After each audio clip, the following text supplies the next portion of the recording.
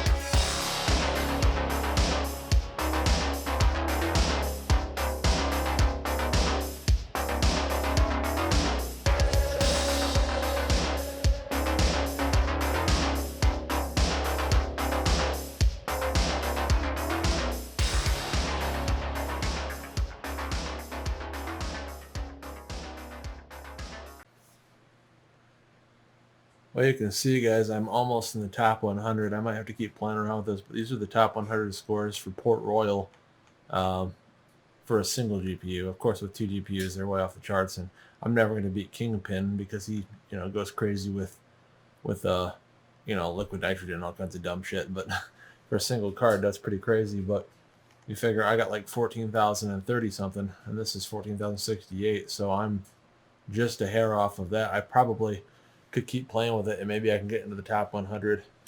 But I'll try to do that another time. But like I said, I'm really close to getting there. That's Joe Stepanzi, unless it's somebody else trying to take his name. But let's see, Kingpin's on top. Wonder if there's anything in here for like Paul or any of those guys. Huh. The other guy on top, or like usually you see Jay up on here. Oh, there's Jay's 2 cents, 15,000. I mean, if I had that CPU, I think I could beat that.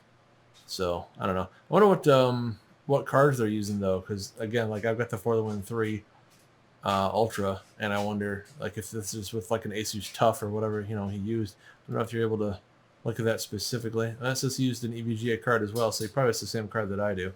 But of course he has the 10900K. So if I had a high-end gaming CPU like that could be overclocked to like 5.2 or 5.3 gigahertz in conjunction with the results I'm getting out of my card, which are pretty crazy. Like I say, it's been hitting as high as, and there's been small points where it's hit as much as like over 2200 core, not sustained, like just a tiny little blip, and then it's back on into kind of similar range to what Jay here was getting. But pretty impressive anyway.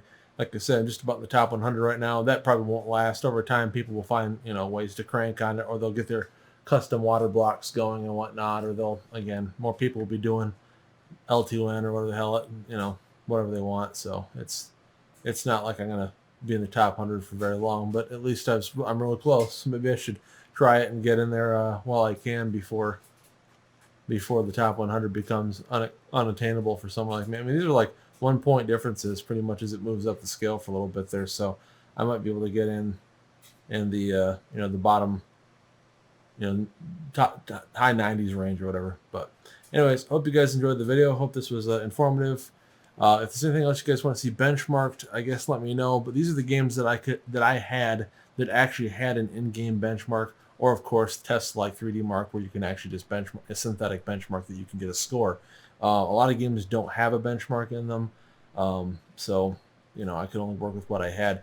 But if you guys want to see something benchmarked, let me know. If it's something I could get cheap or for free, that would be helpful, because it's like I spend a lot of money on the computer. I don't have infinite funds to buy games that I probably won't even play just to benchmark them. So keep it reasonable. But appreciate you guys watching. If you like the video, please give it a thumbs up. Consider subscribing to the channel. Maybe share the video with your friends. And I'll talk to you guys again real soon. Later.